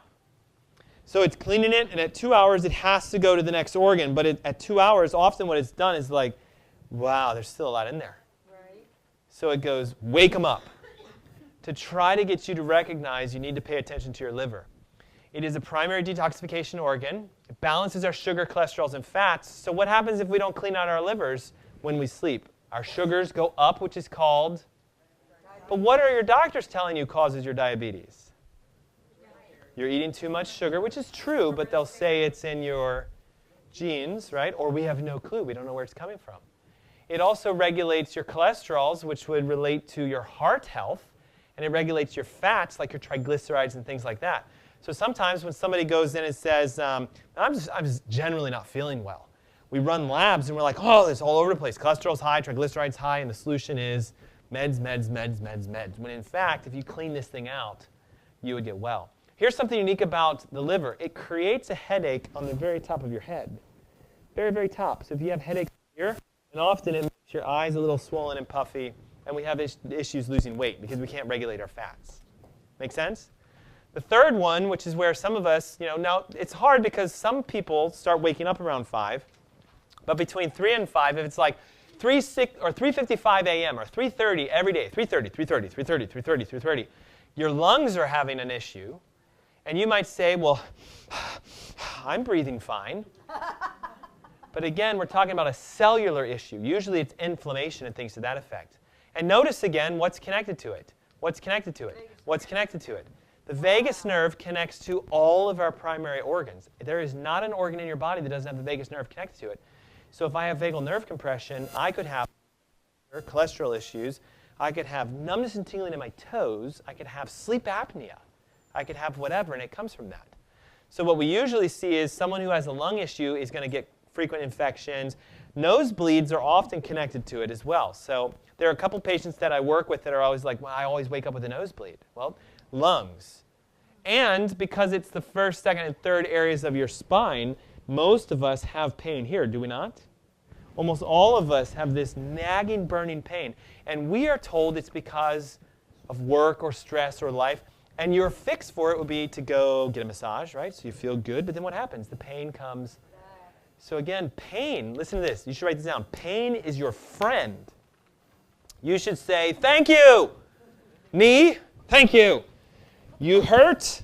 I don't like it, but thank you because I need to figure out why you hurt. Does that make sense? You guys are not supposed to be in pain. Watch out for popping pills to make your pain go away because what you're doing is you're going like this. There's a red alarm, like there's a fire alarm going off, and I'm just going to cut the wires and not hear the alarm anymore. Be very careful for masking your symptoms. Your body's talking to you all the time, every day, and you need to learn how to listen to it. So usually it's down the shoulder and down the arm. So sometimes it's like my hand's tingly, et cetera, et cetera. So the number one thing that typically causes problems within these guys is that we have a level of toxic inflammation. All right? Now, I'm zooming in on a cell, but this could be your liver cell, your lung cell, heart cell, gallbladder cell, whatever. But all cells in our body have a fatty membrane because we have water inside of our cell and we have water outside of your cell. Is that okay with everybody? Got it? All right. So we have DNA, we have proteins and everything here. This would really be more like your blood, etc. So all cells have a fat layer, and when we eat foods and things that create inflammation, we swell this layer. So like let's say it's normally supposed to be that size, and here you have a receptor for a hormone. That hormone could be melatonin, which would mean if it lands, you sleep. It could be insulin, which means if it lands, your sugars go down. It could be testosterone. It could be whatever you want. Does that make sense? So if our cells become inflamed, the fats sort of get thick, they get swollen, they get irritated. And here's the key. We block the receptors. So even if you did not have a leaky gut, and you're making all the melatonin and the serotonin and everything, but you're inflamed, then it doesn't work. So our second core foundation for our health would be the amount of toxicity that we have in our body. Are we okay with that? So gut, which was what we talked about, toxins, we still have a third one that we have to go through. And I hope you guys would agree with me that mostly we realize that certain things we do make us toxic, yes? Now the reason I say medications are the most toxic thing on this planet is this. If you have just statins, cholesterol drug, right? Lipitor as an example. If I take all 30 Lipitor in 30 days, the bottle's empty, right? But if I took all of them right now and I emptied the bottle, what would happen? So there's toxicity associated with them. But nobody ever asked the question of, well, if I took all 30 today and I'm dead, what am I at the end of the month when all 30 are gone? You're slowly dying, right? Maybe like a 16th of a percent. If you're half dead, then in 2 months you'd be off this planet. But I hope you guys are all in agreement with me. Medications make you sicker. But isn't it weird that we go to a doctor, we want health, right? Please give me health. And they go, well, take this to get healthier. When you actually interview healthy people, how many medications do they take? So shouldn't you say, God, that doesn't make sense to me. But you guys need to become authors of your own health. So we know medications are dangerous. What's interesting is we know medications actually kill more people than guns and traffic accidents and falling and all this sort of stuff. And what is the government trying to do with guns? Get rid of them. What are they trying to do with medications? Give you more of them. Even the MDs are now starting to say, yeah, we have a major problem.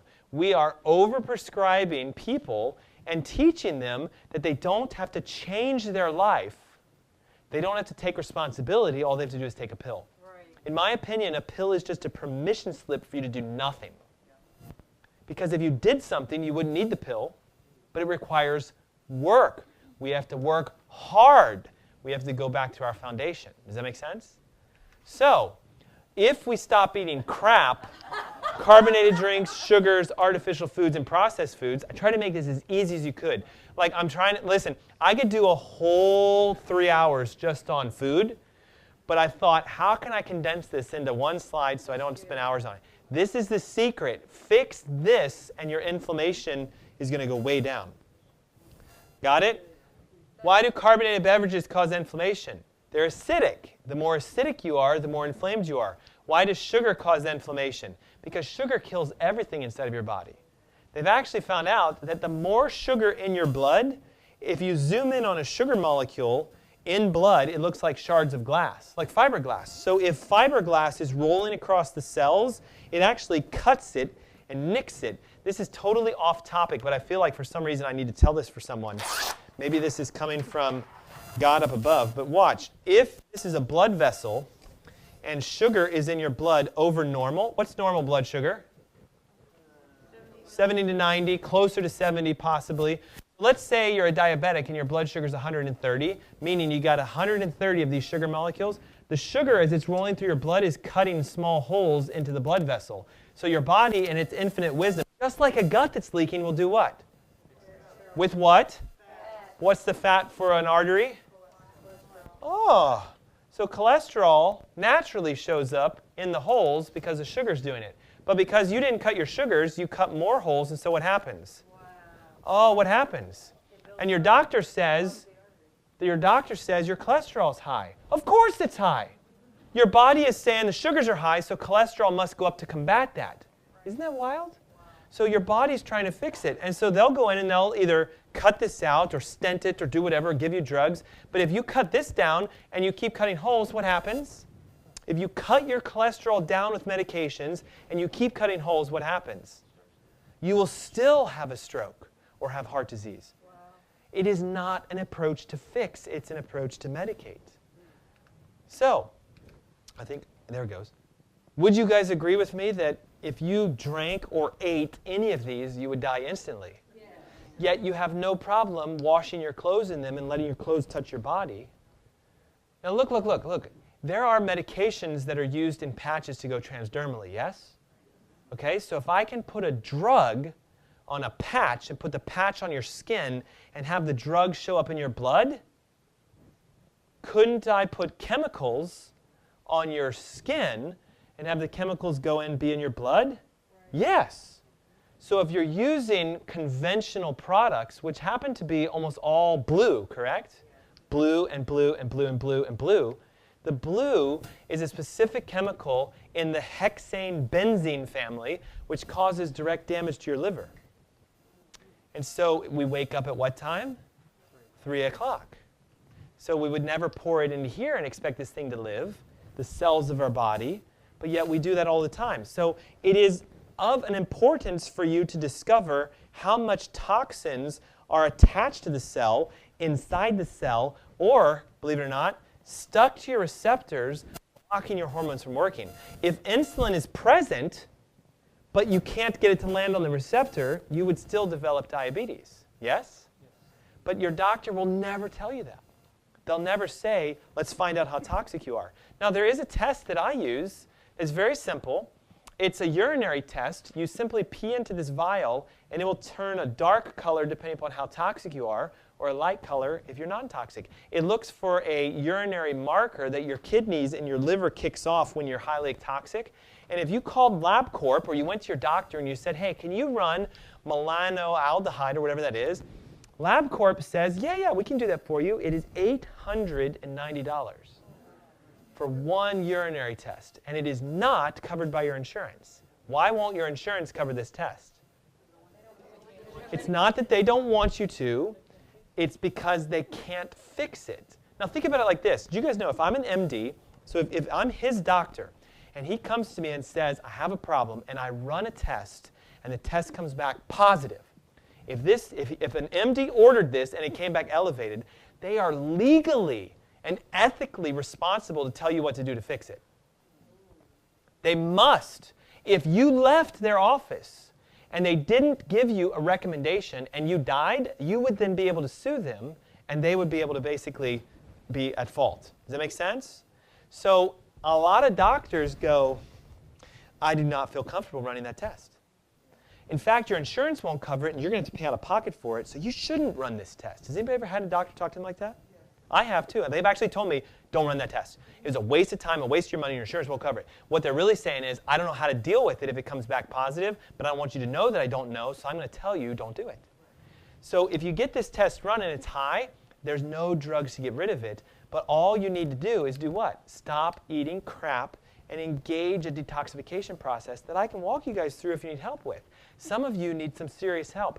These are some patients of mine that came to my last talk and said, I have a major health issue. I want you to help me get fixed and help me out with it. Where are they?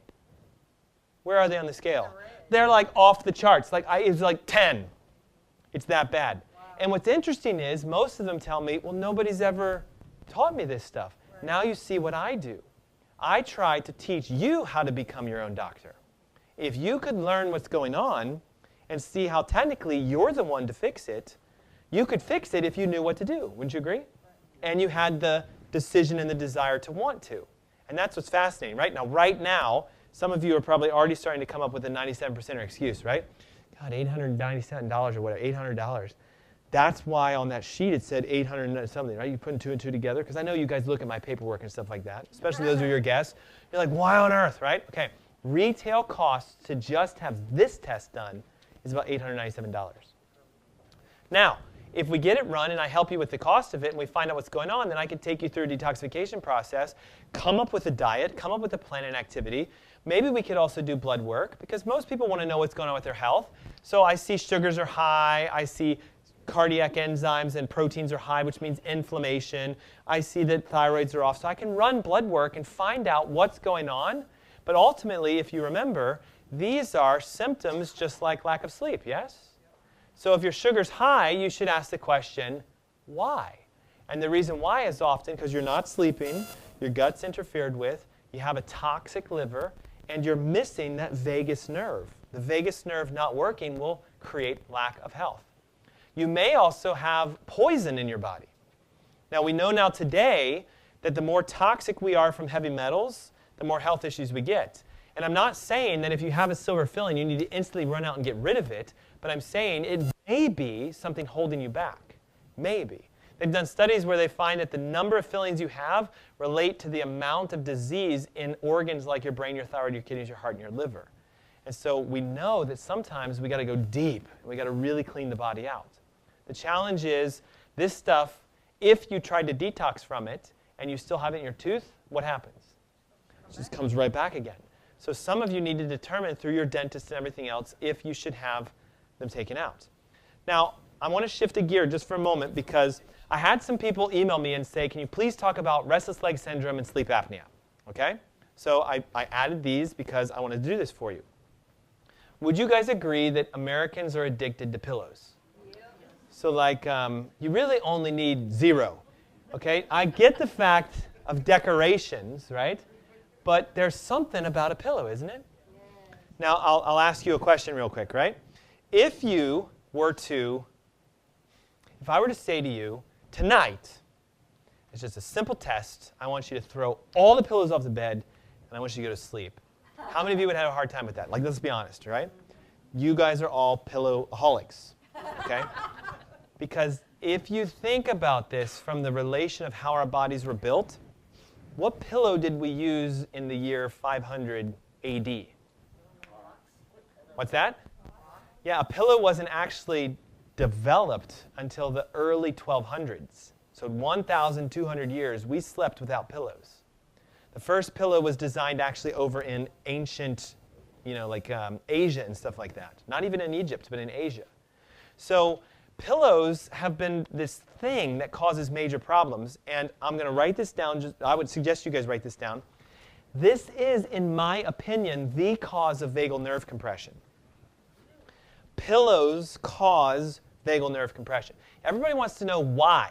Why do I have a leaky gut? It's because we eat crap, right? C-R-A-P, crap. Why do I have waking up at 3 o'clock? It's because my liver is congested or I'm toxic. Why?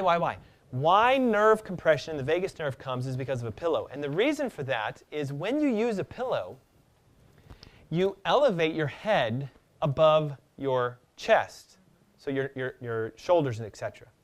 And there's something really unique inside of your neck. Not blood vessels, not anything to that degree, but it is the ability for your brain to connect to your body through something called a spinal cord. Everybody okay with that? Now, you have the bones of your neck, and inside you have the spinal cord. And what happens is, if you push your spinal cord forward, you'll see in a moment, your skull has to tilt back, and the vagus nerve comes out right behind your skull and the first bone in your neck. Everybody okay with that? If you lay on your side, often what happens when you use a pillow is you push it up, so you create this contortion to one side. Now watch, wouldn't you agree, almost everyone today stands like this. Okay, why? Because I spent 6 hours conditioning myself to be this way because I used a pillow when I slept. Or you'll often find that they stand like this. Why? Because I spent 6 hours with the pillow pushing me this way. Pillows cause nerve damage. And then we'll say, well, it hurts when I lay on my back, but it feels better when I have a pillow. Okay? Now, here's what's interesting. How many cells in your body? 70 trillion. It's a huge number. Right? I think the only number I can think of that's bigger than that is the American debt. Okay? All 70 trillion nerve fibers run through your neck. So could sleeping in an inappropriate position cause diabetes? Oh yeah. Could it cause high blood pressure? Oh yeah.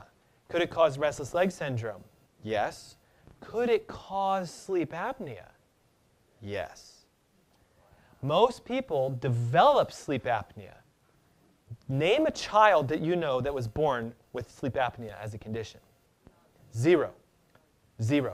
Most sleep apnea people are in their later years in life. I'm not going to say old because, listen, old is in reference to the eye of the beholder. Would you agree? But the average person who's wearing that mask at night is typically over 40 or 50 because for 40 or 50 years they've been compressing their vagus nerve. Now here's what's interesting. If you do an MRI of your neck, the brain is right here. You guys see it? And that's the brain stem. And as soon as you see the first bone, that's called your spinal cord.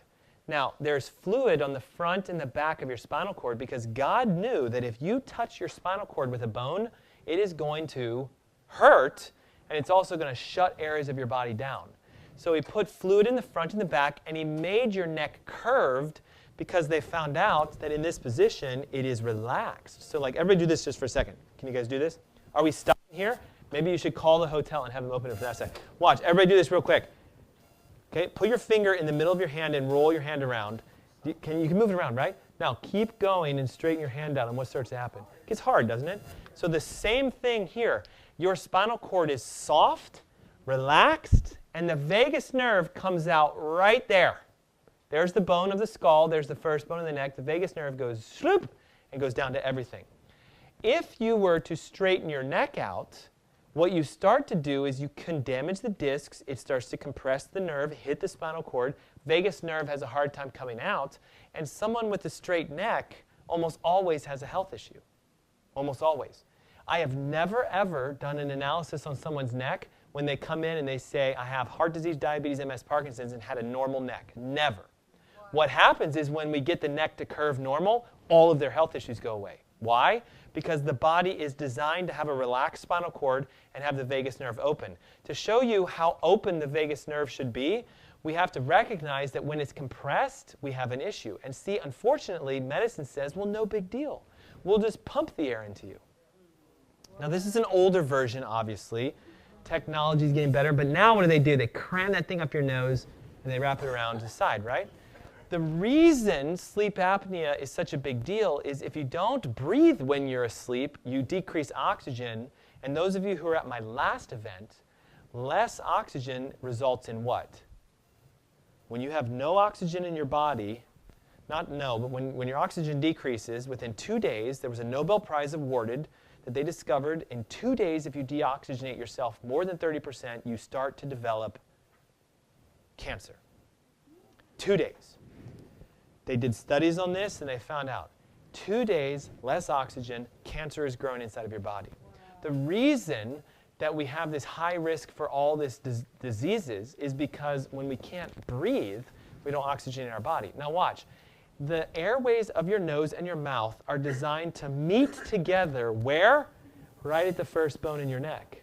So you breathe air in, you breathe it through your mouth, and it enters what's known as the upper part of your nasopharynx, and then you have the trachea, which goes towards your lungs, right? So what would I do if I laid down and I put a pillow here and I push my spine towards that? I compress it.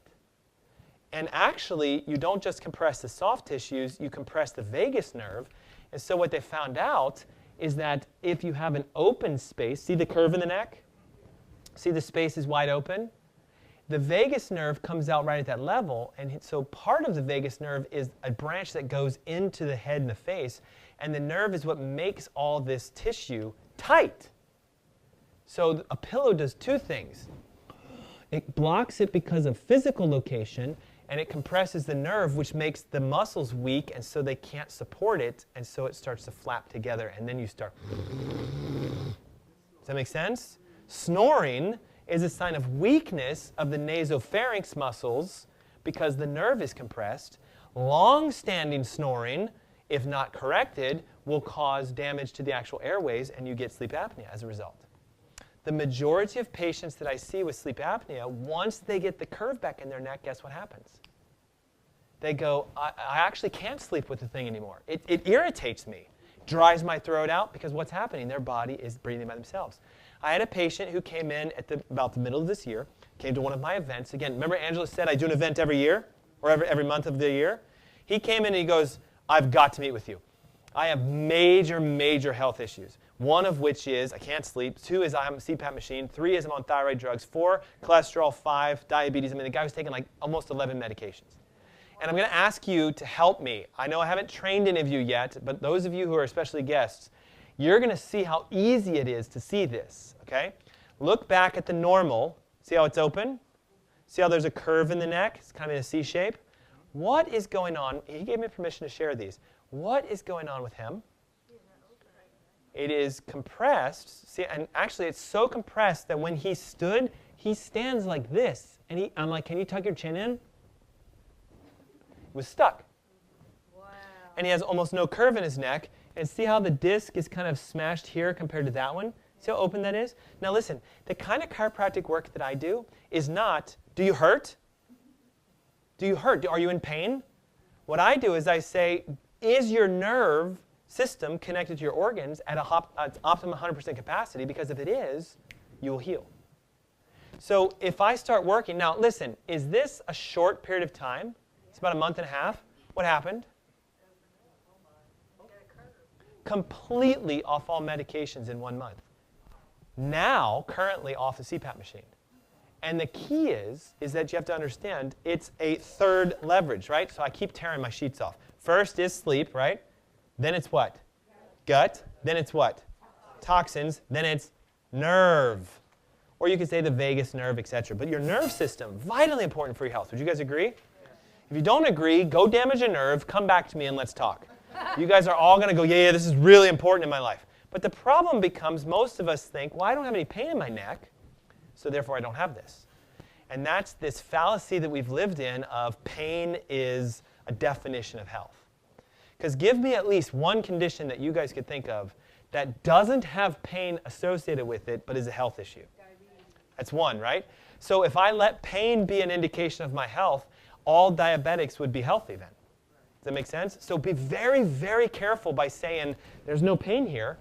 I would suggest, those of you who have never done this before, that you get this tested. Now, how much does an x-ray cost if you go to an urgent care or a medical doctor or something like that and you say, can you run an x-ray of my neck? Does anybody know? Has anybody ever had this done? How much does an x-ray cost on average? Most of us don't know because they don't do this test, right? Your average x-ray, if you go to urgent care, is about $300 to $400. And what we have to do is we have to figure out, are they even going to look for this? So what's interesting is his medical doctor said there's nothing wrong with your neck. And the reason for that is, what does a medical doctor look for? Well, something we can give meds for, which is why they would never x-ray in the first place. But if they do look at a neck, they want to see, is it broken? Is there a tumor? Or do I need to do some sort of surgery for you? So he doesn't have a broken neck. He has no cancer. And they actually told him normal neck alignment. Yeah. And now watch. This is where it's going to blow your mind. Medical doctors see what kind of people. And I mean like as in like with their health, right? Okay, everybody got it? Normal sick people would be sick because they have no curve in their neck. So a medical doctor will say, well, all I ever see are straight necks. Therefore, that must be normal. Wow. If you go to New York and you get mugged, is it normal? Well, it's common. Listen, today you don't get mugged the way you used to. Today you get digitally mugged. Every time I've been in New York, my credit card has been stolen. Every single time. Every single time. But yet, it's not normal for your credit card to get stolen. But it has become so common that everybody associates with it. It is common for people that are sick to have no curve in their neck, so it has become the new normal. So be very careful when your doctor says your tests are normal. You should go, oh my God, I have normal tests, something's wrong. But again, that is someone who knows what health is. Does that make sense? So I encourage you and implore you to basically get tested. Now, I realize I can't make all of you guys do this, and I realize I can't even necessarily see all of you. And there are a lot of you here today that have never had this test done, but what I'm offering for you, if you want to do this as we wrap up today, is a chance to just come meet with us. It doesn't necessarily mean that I'm going to become your provider, but you should definitely get this checked. Would you agree? I mean, how valuable is it to, one, find out if you're toxic? So that little test, we could just do the urine check, see how bad it is. Number two, getting the gut test done, right, to see if you have a leaky gut. And I mean, just that alone could give me a direction. I could literally say, can you just eat this way for the next 4 weeks, stop doing this, and I'll give you some suggestions of vitamins, minerals, and nutrients. Go do it, and I promise you you're going to get well, right? That's what I do. I coach people on how to become their own doctors. Does that make sense? But some people need help. You can't fix this by yourself. Would you agree? How are you guys going to get your skull to go back to normal position? Well, actually, you know what? You could. You just need to stop sleeping on a pillow for the next 4 or 5 years. Wow. You need to do some sort of traction by yourself for probably the next 10 years. Remember, how long did it take to build the house on the solid rock foundation? Longer than the sand. The only difference now is we know how to change this. Who's been to a chiropractor before? Okay, almost all of us, right? The problem is with most chiropractors is they do it incorrectly. Right. Can somebody tell me if you've had this experience as a chiropractic office? Rufus, help me out with this, right? I'll be the doctor, you be the patient. Do you hurt? Yep. Okay, I can work with you. You be the doctor, or I'll be the doctor, you be the patient. And say no. Do you hurt? Okay, say no. Sorry, I didn't get that clue. I don't have any pain. What are you here for? Well, I can't sleep at night. I have high blood pressure. I have cholesterol issues. I can't help you. No, they can't. Because a chiropractor is to design, the design of chiropractic today is to help you to get adjusted to get out of pain. Would you agree? And so once you stop having pain, you stop going usually. Okay? There's nothing wrong with chiropractic. I love it. It's way better than medications. But chiropractic is not necessarily pain care. In my opinion, going to a chiropractor to do pain care is like buying an iPhone for it to be a calculator. Wow. There's so much more inside the power and the potential of what that thing can do. so that if you get this adjusted, not because it hurts, but to create function, then your body will innately heal by itself. The difference with me is I don't do and say, do you feel better? What I do is this. I check it. If we find it, I show it to you. I teach you. And I say, listen, do you see this? He said, yes, I do. That's where your vagus nerve comes out. Is this what's causing my problem? Yes, it is.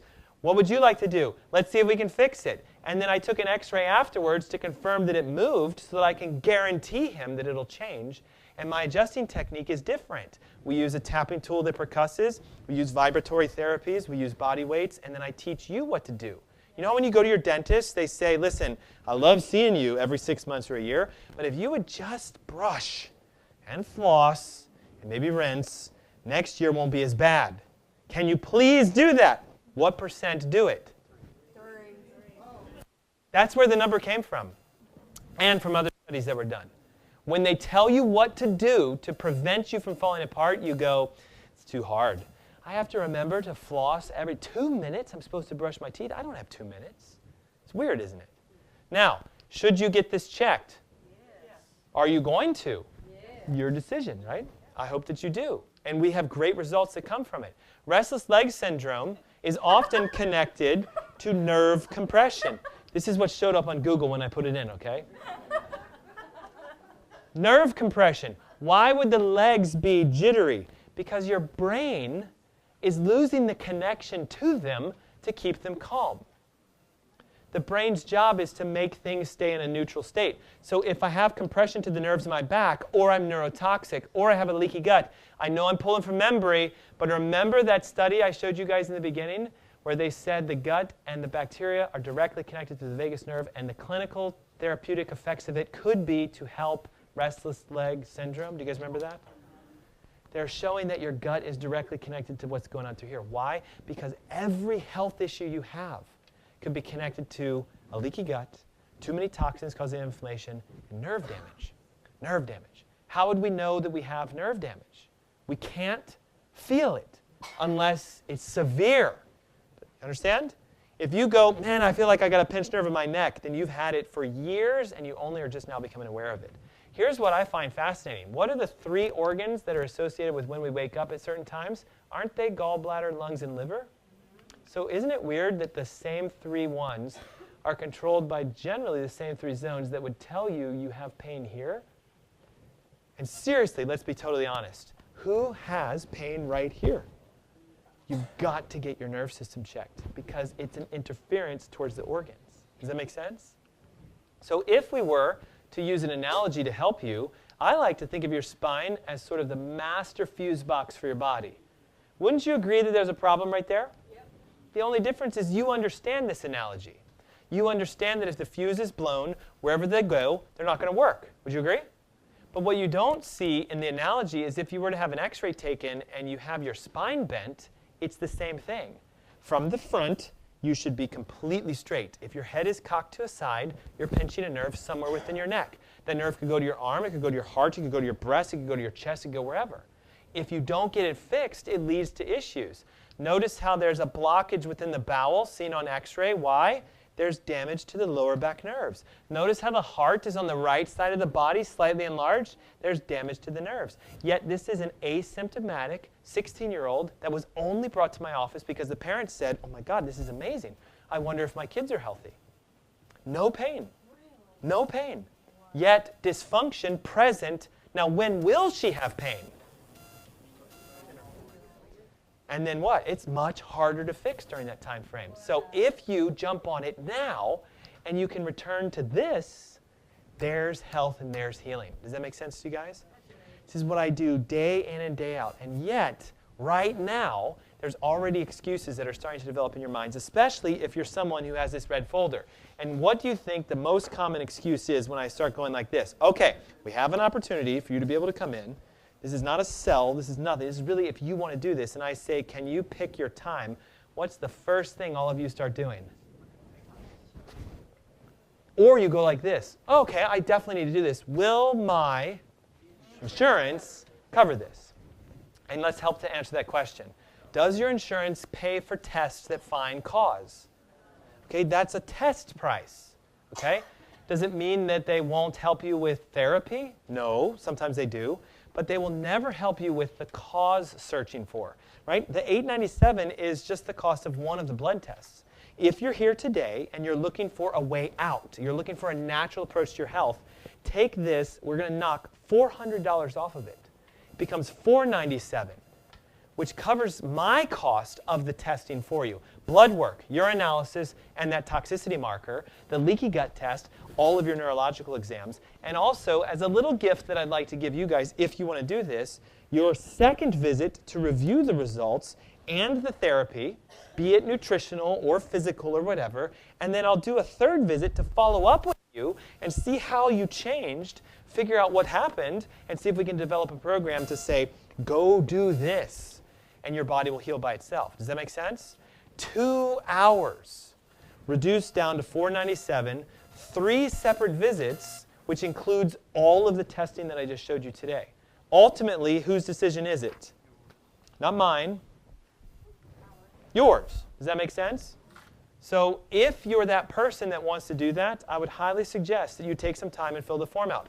3 things we need from you. Obviously, name, phone number, and email. Make sense? Secondly, there's a side on the right that has like the times, Monday, Tuesday, Wednesday, Thursday, whatever. Please circle 2 available times for you. The reason I want you to do that is I can't always guarantee that the first one you pick is actually open. My staff, look at them, they're all lined up. They're going, oh, here they come. Ready? And ready. If you give them 2 options, it will help to speed up the process, help you to make sure that you get what you want. And the best part of it is it keeps everything nice and smooth and easy. Does that make sense? What I don't suggest you do is go over there and don't have it filled out because you'll clog the line and everyone behind you is going to get a little upset with you. Does that make sense? But just understand, this is a gift that I'm giving to you guys only if you want to do it. What I do ask, though, is that you be someone who's going, no, no, no, no, no. I want a way out. And I promise you, even if I can't help you with it and we find the problem, that tooth is leaking like mad. It was worth every dime that you spent because you're going to figure out exactly what you need to do. If it is something I can help you with, then I'll show you exactly what to do. Make sense? So there are further testing that can be done. We can run nerve tests on your spine. We can see things physically. We can look at pre and post changes. I wanted to show this to you as we wrap up because this was Angela. And do you guys remember when Angela met with me? She said, I've been to all these chiropractors, went to all these doctors, I followed all their advice, and what does she still have? Wow. Completely straight neck. Most chiropractors take care of people that hurt. If you do and you feel better, you'll go, oh, I'm good. Do you think one adjustment is going to return this to that? No. This took us time. Again, remember, digging in the rock to create the foundation. Is it worth it in the long run? In my opinion, yes. I have seen people come back literally from the dead practically. Your body knows how to do it automatically. And if you can see improvements, something I do for you guys is every 4 weeks, we do a reevaluation to show you, look at how you're improving. Yep. And every 8 weeks, we rerun blood work so you can see how you're improving. And we have about a 90% chance that your doctor is always going to go like this. I do not have a clue what you're doing, but it seems to be working, so please keep doing it. Yep. Every single person I work with, that's what their MD keeps saying. What is interesting is they never ask the question of, who are you going to so I can send my patients there? They never do that. So you have to take the responsibility for it. Does that make sense? So guys, I really hope you had some great time today. I would suggest if you're looking for a way out of your health, rather than guessing, we should get some testing done. And it's going to be the best thing you've ever done. I promise you that. Does that make sense? Yes. It's going to come in your email. It'll come in your email. There's a direct link, because if you do it through a different one, it takes you to like the knockoff one. There's a single company that takes care of it. It'll come to your email. They are a specific sheet that kind of fits the bed. Does that make sense? So here's the thing. It is only 1 o'clock, which, by the way, I think for me is a world record. Who's been to one of my events before? Like, world record. And yet, you know what's fascinating? Doesn't it feel like we've been here for like hours upon hours upon hours? But it's only 1 o'clock. We did great. So all I'm going to do is this. I have to split that to go down to my radio show. I can hang around for maybe like the 3 minutes that I grab my laptop to go down there. If you have a question for me, if you're like, I really need to know this, in all honesty, that's why I designed the experience the way it is for you guys to be able to get a testing done. If you're a current patient, obviously we can ask the questions and we can talk about it in your next appointment. But if you want to know, like, hey, does this help with this and does it help with that and et cetera, that's really what the appointments are for. Does that make sense? So thank you guys for coming today. Did you find it informative? Yes, absolutely. So real quick, In summary, what color lens helps you to fall asleep? Red. What do we need to block during the day? Blue. What's the primary reason we can't sleep? Biggest interference. Well, yeah, but it's the gut interfering with it. Second major cause, that's the stuff that causes the stress on the organs, the toxicity. And then if there's vagal nerve compression caused by a pillow, or leaky gut would create it. So my challenge to see how addicted you are is tonight, don't sleep with a pillow. Now, real quick, I know that they're getting antsy and some people, did you realize that God gave you the best pillow ever, which was your arm to be able to sleep on your side? They've done studies on this. They lay people down, they haven't been their arm, they go like this, and they're like, you are in perfect alignment. Your arm is sized directly for your neck. His arm will not work for her, and her arm will not work for him, which is a shame because they're married and it should. But if you just understand this, you were given everything you need to heal if you can just have someone show you how to use it. And that's what I hope you guys take out of today. If you're looking for the next step in your health, right there where Angela's standing, please, go see her, talk to her first if you have questions with it, and then otherwise my staff is here for you guys. And I just thank you so much for coming today. Thank you.